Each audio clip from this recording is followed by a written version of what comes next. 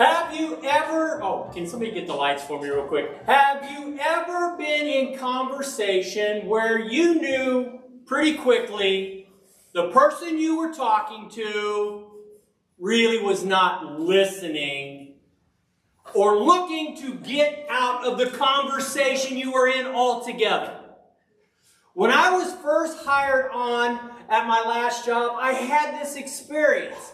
About 2 weeks into my services there, I caught the lead pastor into a conversation. As I was talking to him, I noticed something. He started looking all around the room during our conversation. At first, I was almost relieved. As you know, I'm an ADHD guy, and I saw me in him. In order to concentrate, I cannot keep eye contact with a person, as that stillness actually freezes my brain and I start losing focus on the conversation. After a few pleasantries, but no real meat to the convo, he just walked off to go and talk to somebody else. A little shocked at that abruptness, but I just moved on. I still thought again that maybe he had a bit of my ADHD qualities, a dog chasing squirrels type of brain, you know what I mean? I do get that. As time went on though, every conversation with him was kind of the exact same. He was not engaged in our conversation and he was constantly looking around all the time, and he would walk off to go communicate with someone else. But the thing is, I started noticing something, that when he was with somebody else, he was fully engaged and he would have really long chats with them. He could maintain eye contact, he could talk for more than a minute or two, and he never seemed to just walk away from those combos. Well, y'all know me, some call it persistence, some call it pushing buttons maybe, but I kept trying and this never changed. I'm not sure his reasoning for his actions, but I know how it made me feel. What I had to say didn't mean much to him, if anything. So it felt like I didn't really matter to him. So he just wanted away from me and our conversation. I was not important enough for his time. There is something here I need you to know. Everything I thought of this guy may not even be true for him, but it was to me. So let me ask you, does that make this story untrue?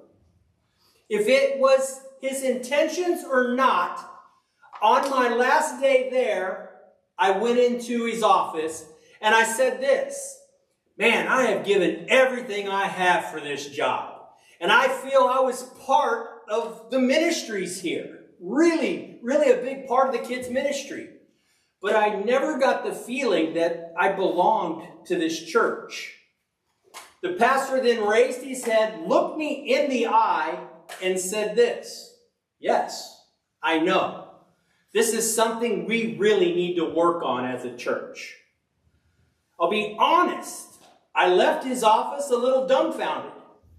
He knew I was treated like this, yet he didn't seem to want to do anything about it to make me feel like I was a part of the church.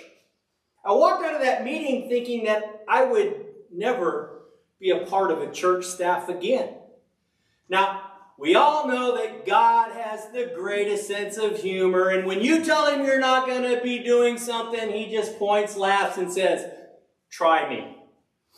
And I found out he wasn't finished with me. He called me to hear. I have been truly blessed that I listened to his call. So I want to share a passage from the Bible, and it is in Mark 10, 46 through 52. So if you have your phones, you can get it on the Bible app. If you have a Bible, you can check it out. Then they came to Jericho as Jesus and his disciples, together with a large group, were leaving the city. A blind man, Bartimaeus, which means son of Timaeus, was sitting by a roadside begging.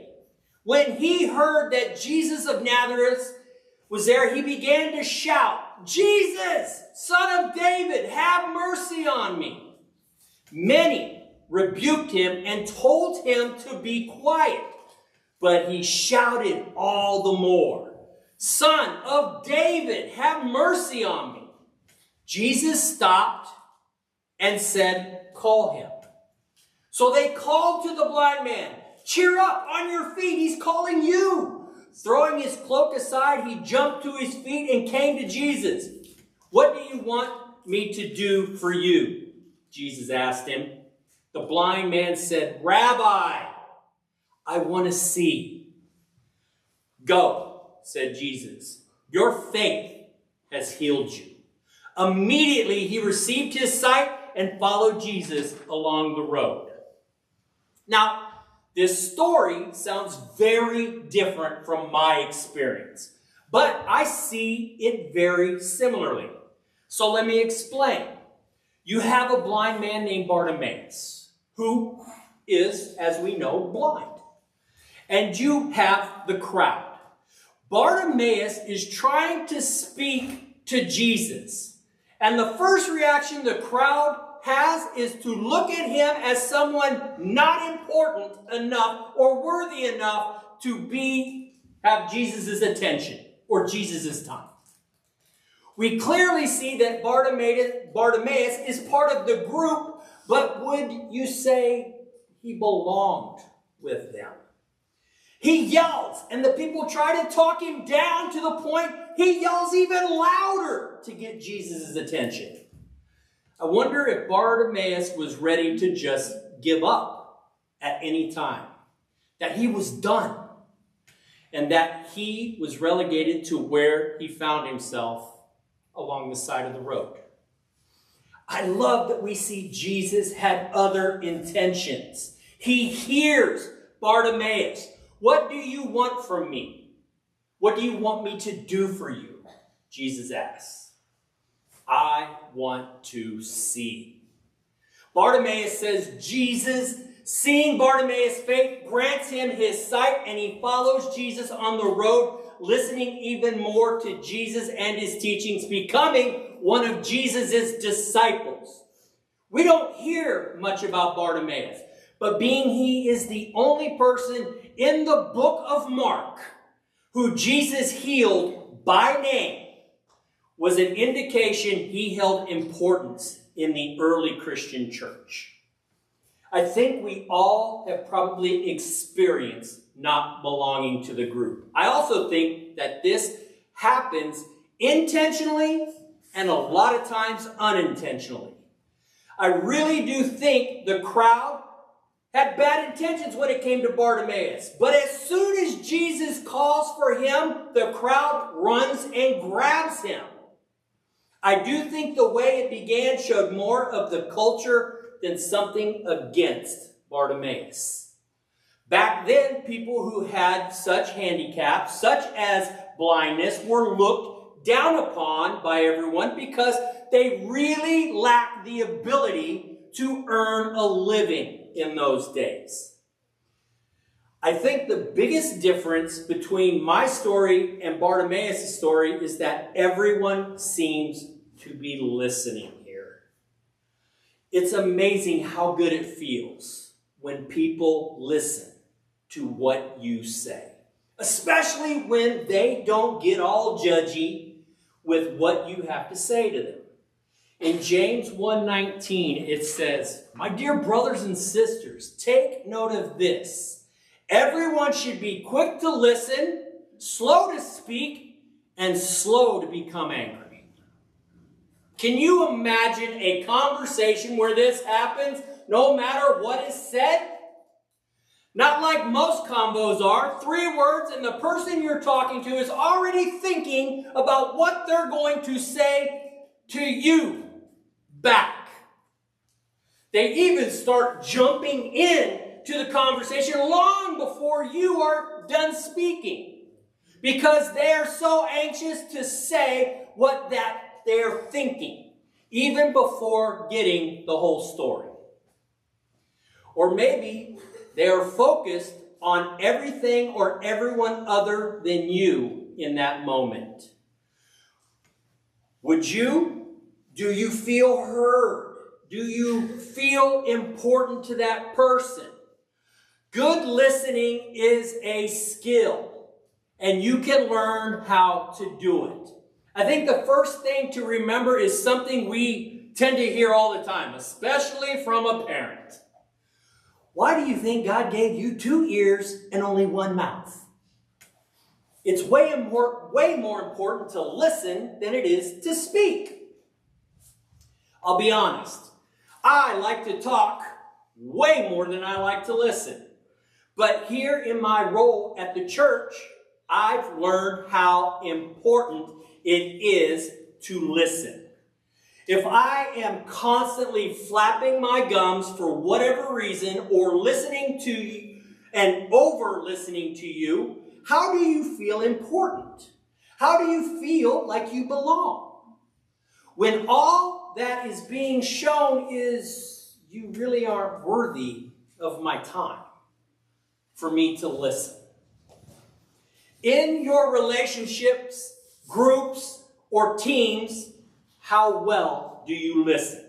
I mean, really, is your mind made up before the person says a word? Is your thoughts more important than theirs? Now listen, the person you are speaking to may be wrong about stuff.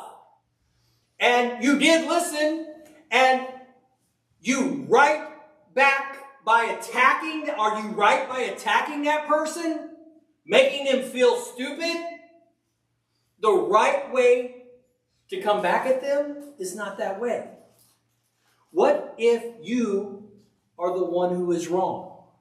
Yeah, I know. That never happens. But just imagine you're wrong. How do you want the person correcting you to come at you? A gentle rebuke, lovingly tell your side, discuss, listen, maybe there is something that made them or you think this way. You will never know if you don't listen. If you have prejudged, or worse, you have to be right no matter what. Don't be a right fighter. In Proverbs 18:13, it says it all here. To answer before listening is folly and shame. Okay, simple question. Don't you love putting someone in their place? When they are so wrong about something, they look foolish. But think about this. This person may think this foolish thought for some reason. If you come at them without listening to the whole story, wouldn't your arguing with this person just be as foolish? If I'm going to argue just to be right, guess what? Eventually, you're going to run out of people to argue with. I have been wrong a lot in my life, and I will be wrong a lot more as I walk this celestial plane we call Earth. I hope that there are those who will gently correct me, put me on the right track, but I also would like for them to take time to listen, to not judge me, to not make me feel stupid. Jesus took a moment to stop and listen to Bartimaeus. Jesus' movements are always intentional. So when he stops to listen to us, we need to pay attention. Jesus shows us that part of listening is asking good questions that allow the other person to tell us what would help them and what help would look like for them. I want to give you 3 steps to help you listen to others. Step 1, listen to understand. This isn't about finding solutions immediately or seal an opportunity to share wisdom. It's about hearing others and letting them share their stories. This may mean there is a bit of awkward silence after they stop talking. And guess what, guys? That's okay. Awkward silences are a great time to try and process what's being shared. After someone shares something, practice waiting a few moments before you respond to process what has been said. 2, try repeating what they just said. This helps people feel heard and understood. You can say something like, "It sounds like you're having a hard time with blank." Or, "Correct me if I misunderstood you, but I hear you saying blank." Before giving your thoughts, repeat what you heard them say. In addition to making sure you understood everything, it can also help you internalize and empathize with what they are going through. And 3, ask how you can help. This step is crucial if we want to love people the way Jesus did. It's as simple as saying, "Hey, how can I pray for you?" Or, "What can I do for you today?" The last part of listening to others is asking what it would look like to come alongside them in prayer and help them with your actions. It's about giving them a space to verbalize their feelings, needs, and hopes, but then joining them in the places where they need help. When you hear this, I hope you get the adage of having 2 ears and 1 mouth. Listening, like I said, is a skill, but practicing makes us better. And over time, you will leave the amateur status behind, knowing what someone has to say is important to them, maybe not to you, but you should still listen. Have you ever talked to a 5-year-old after a big event? It means very little to you personally. But when they unload their word vomit on you and you listen to them, it means everything to them. I think if you really think about it, when somebody takes the time to really listen to you, it means the world to you as well.